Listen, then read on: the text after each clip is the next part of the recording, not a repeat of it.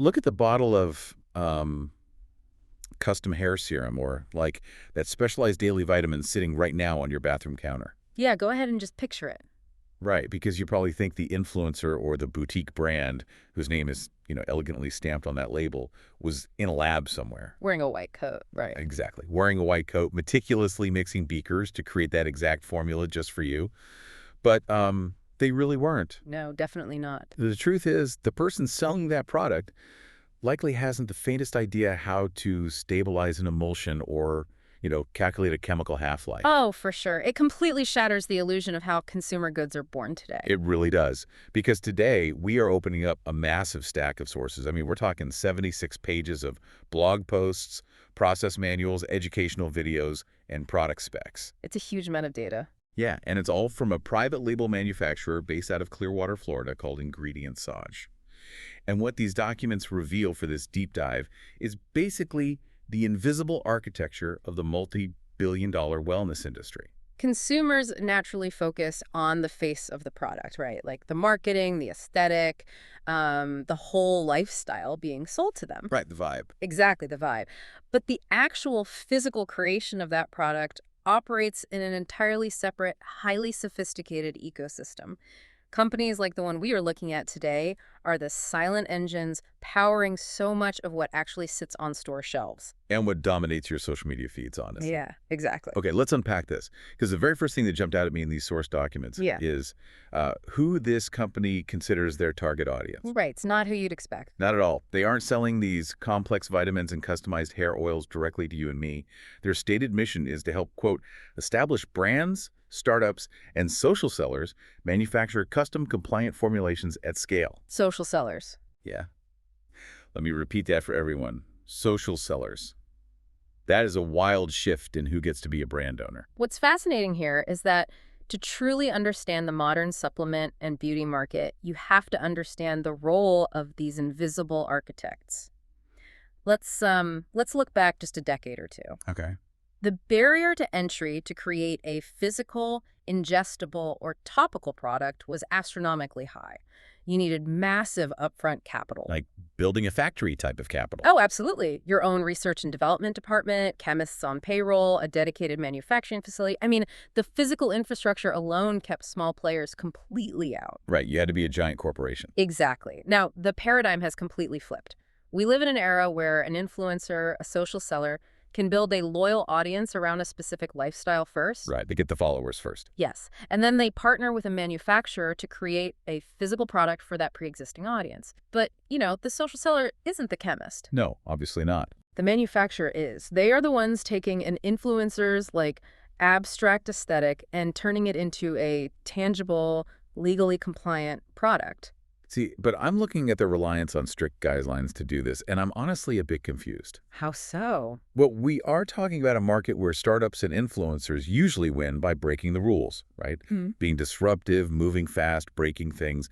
So why is this specific manufacturer anchoring themselves to such rigid pre-existing rules? Oh, I see what you mean. Yeah, because they had this central motto, because ingredients matter, and their documents heavily emphasize a structured approach centered purely on transparency, safety, and evidence.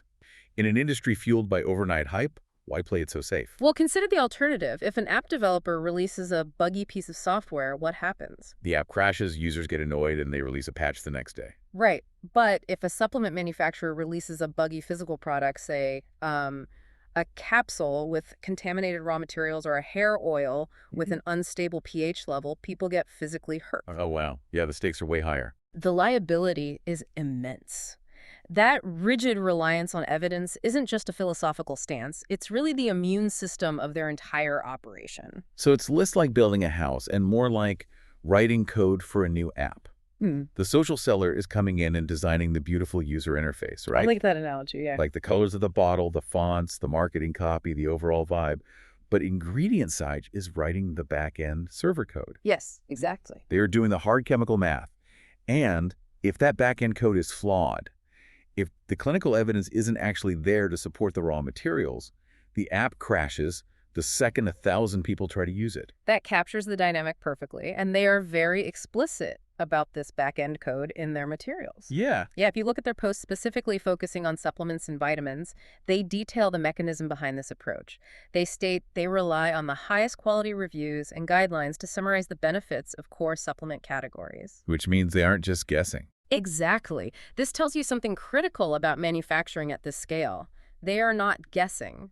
They aren't formulating based on, what a social seller read on some fringe Reddit thread. Right. They are anchoring the manufacturing process in rigorous, pre-existing, peer-reviewed clinical research. I noticed they also place a massive emphasis on a strict, not medical advice disclaimer all over their materials, which feels like it ties right into that liability immune system you mentioned. It does, and it's a vital operational boundary. It's not just legal boilerplate that nobody reads. Right. It actually matters. Huge matter.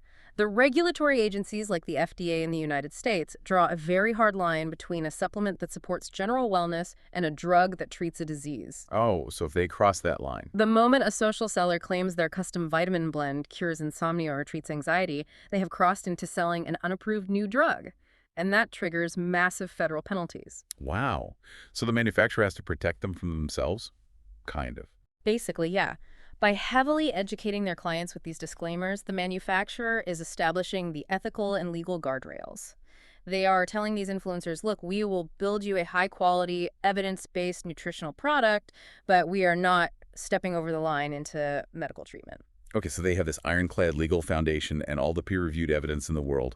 But evidence on a piece of paper doesn't put liquid into a physical bottle. No, it doesn't. Right. Yeah. Like if an influencer comes to them with a great brand idea and 1 million followers, how do they physically bridge that gap without spending millions on R&D? Well, the physical execution is the main bottleneck. Anyone can design a beautiful label, but very few people know how to stabilize an emulsion. Here's where it gets really interesting. I was reading through their source document titled Hair Oils Demystified, and they lay out the specific roadmap for how this private label process actually functions, like chemically and logistically. Right. Clients do not have to invent a product from absolute scratch. Instead, they start with what the manufacturer calls stock formulas and then move into customized blends. The stock formula model is the great equalizer in modern consumer goods. It just totally removes the friction from the physical supply chain. I was trying to visualize this process, and I keep coming back to ordering a pizza. A pizza. Okay, go on. But on a massive industrial scale, right? The stock formula is your crust and your cheese. It is the proven chemically stable base. The manufacturer knows exactly how that crust is going to bake every single time. Right? They've tested it relentlessly. Exactly. They know the exact temperature the cheese melts at. They know how long it can sit in a box before getting soggy. It's reliable.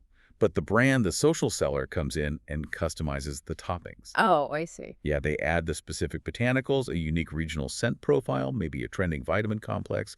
They create a bespoke pizza, but they didn't have to spend 5 years learning how to proof the dough. That's a great way to put it.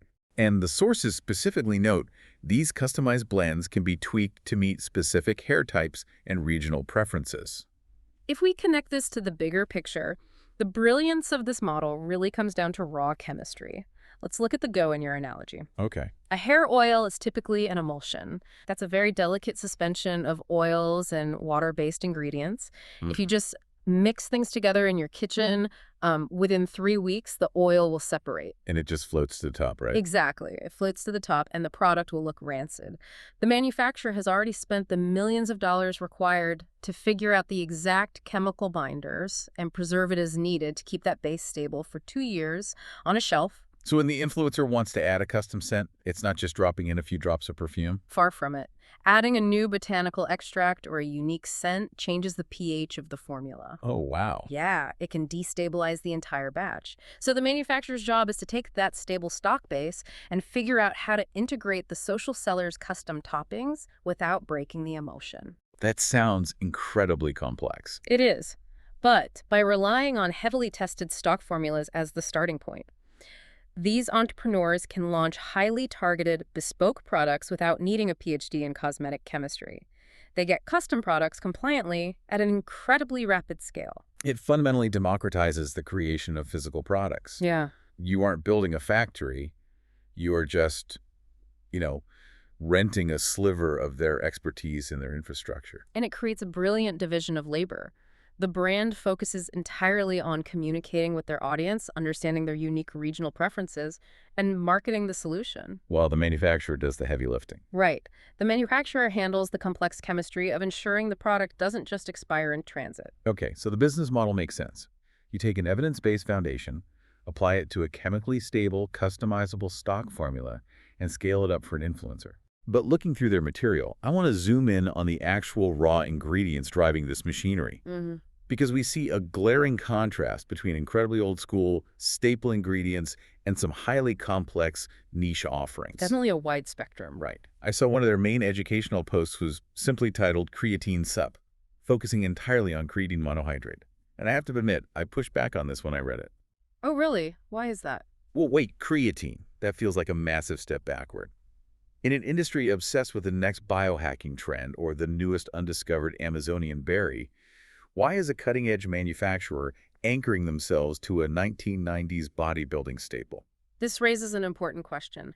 How does a manufacturer allocate its resources and guide its clients? It really comes down to biological mechanism. Okay, break that down for me. They focus on creatine monohydrate because the mechanism is undeniable. Creatine isn't just a gym bro myth. It plays a direct role in cellular energy production. It helps replenish ATP adenosine triphosphate, which is the primary energy carrier in your cells.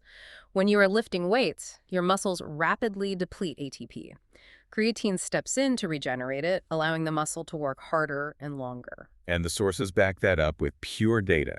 They state flat out that across hundreds of trials, this specific ingredient consistently improves maximal strength, peak power, and lean mass gains. They rely on it because it objectively works. If a social seller comes to them wanting to launch a sports nutrition brand, Ingredientsage is going to steer them toward ingredients with verifiable biological impacts. Because it's a safer bet. Because of the business loop. If the product actually works on a cellular level, the consumer sees results. If they see results, they buy it again. Repeat customers. Exactly. The social seller's business grows, which means they place a larger order with the manufacturer.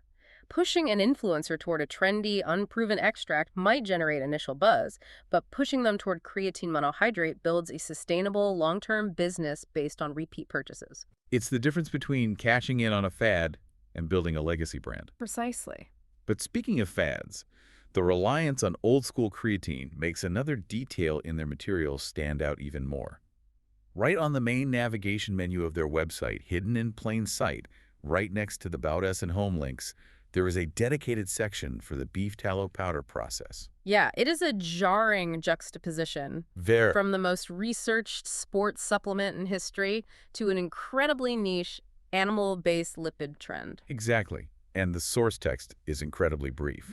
Like, they don't give us the deep dive on the exact nutritional benefits of the powder. We don't get the specific ratios of fats they're extracting. But the placement alone is screaming at us. Putting it right on the main menu. Yes. Why dedicate prime website real estate to something as hyper-specific as a beef tallow powder process? It serves as a profound flex of their manufacturing capabilities. Processing an animal fat into a stable powder isn't like, grinding up dried basil leaves. I would imagine not. You are dealing with complex lipids, volatile animal fats that naturally want to melt at room temperature, oxidize when exposed to air, and turn rancid. So how do you even get it into a powder that can sit in a plastic tub for a year? It requires an intense chemical process. You have to take the raw rendered fat, break down the lipids, and put it through a process like spray drying. Spray drying, what is that? It involves emulsifying the fat into a liquid, spraying it into a heated chamber as a fine mist, and instantly evaporating the moisture. Oh, wow. Yeah, so you are left with a microencapsulated powder that protects the fat from oxygen. It is a massive chemical and mechanical hurdle. Which totally explains why they put it on the front page. They're signaling to potential clients. Precisely. They are telling the market, look, whether you want a private label, the most stable, thoroughly researched sports supplement in existence, or you want to pioneer a highly volatile, complex, animal-based lipid powder, our facility has the machinery and the chemical know-how to process it safely and at scale. And what blows my mind is how they choose to communicate all of this. They aren't just a warehouse with mixing vats and shipping pallets. We are looking at a snapshot of a company that has published 76 pages of blog posts. Staggering. 76 pages, plus a dedicated knowledge center, educational videos, an entire podcast, and they even published their own book. That volume of content reveals the true bottleneck in modern consumer goods. The bottleneck isn't the physical manufacturing anymore. We've solved that with stock formulas and spray drying machines. Right. The bottleneck is education. Because the people starting the brands are scientists. Yes, exactly. If your entire business model relies on turning social media influencers and startups into brand owners, you have to educate your clients from the ground up. You have to explain the back-end code. You have to teach them why the back-end foundation matters, why customizing a stock formula is safer than starting from scratch, and what the clinical data actually says about ingredients like creatine versus the hype around a new trend. So they're basically a school, too. They're essentially operating a university for product development right alongside their manufacturing floor. Because if the influencer doesn't understand the FDA guidelines, they might accidentally create a non-compliant product and bring the whole operation down. So what does this all mean? We started this deep dive looking at the bottles on our own bathroom counters, assuming there was a direct line between the name on the label and the person who formulated the chemistry inside. And we found a much bigger picture. We really did. What we've discovered is a massive, highly sophisticated, hidden ecosystem. The next time you buy a customized hair oil formulated for your specific climate or, a natural supplement recommended by your favorite social seller, you are almost certainly interacting with the handiwork of an invisible formulation engine like Ingredientsage. They are the quiet force behind it all. They are the ones actually bridging the gap between raw clinical science and the beautifully branded consumer goods that arrive in that cardboard box at your door. It forces a complete recalibration of how you view consumer goods. My core belief has always been that knowledge is most valuable when it is understood and applied. Absolutely. By understanding this invisible supply chain, from the strict necessity of evidence-based ingredients to the brilliant chemical efficiency of customized stock formulas, to the sheer mechanical difficulty of processing niche trends like beef tallow, you are no longer a passive buyer swayed by a beautiful Instagram ad. You can see past the marketing. You are a far more empowered, critical consumer.